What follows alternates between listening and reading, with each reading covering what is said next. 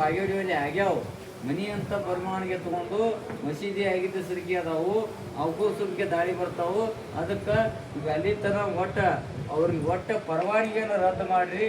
ಅವರು ನಿಶ್ಚಲವಾಗಿ ಒಂದು ಏನು ಮುಚ್ಚಳಿಕೆ ಪತ್ರವನ್ನು ನಾವೆಲ್ಲರೂ ಜೊತೆಗಿದ್ದಾಗ ಆ ಮಾಲೀಕನನ್ನು ಕರೆಸ್ತೀವಿ ಮತ್ತು ಆ ಜಾಗ ತಗೊಂಡವನನ್ನು ಕರೆಸಿ ಒಂದು ನಿರ್ಣಯ ಪೂರ್ವ ಹಂತದವರೆಗೆ ಆ ಕೆಲಸವನ್ನು ಇಲ್ಲಿವರೆಗೆ ಬಂದಿಡಬೇಕು. ಒಂದು ವೇಳೆ ಏನಾದರೂ ಅಲ್ಲಿ ಕೆಲಸದಲ್ಲಿ ಪ್ರಾರಂಭವಾದ್ರೆ ಪುರಸಭೆ ಮುಖ್ಯಾಧಿಕಾರಿಗಳನ್ನು ವಿರುದ್ಧ ನಾವು ಉಗ್ರ ಹೋರಾಟಕ್ಕೆ ಇಳಿಬೇಕಾಗ್ತದೆ ನಾವು. ಯಾಕಂದ್ರೆ ಶಾಂತಿ ಸುವ್ಯವಸ್ಥೆಯನ್ನು ಕಾಪಾಡುವ ನಿಟ್ಟಿನಲ್ಲಿ ನಾವೆಲ್ಲ ಯುವ ಮಿತ್ರರು, ನಾವು ಬಸವನ ಬಾಗೇವಾಡಿಯ ಹಿರಿಯರ ಮಾರ್ಗದರ್ಶನ ನೇತೃತ್ವದಲ್ಲಿ ಹೊಂಟವರು, ಅಪ್ಪ ಬಸವಣ್ಣವರು ಹಾಕಿಕೊಟ್ಟ ಮಾರ್ಗದರ್ಶನದಲ್ಲಿ ಹೊಂಟವರು.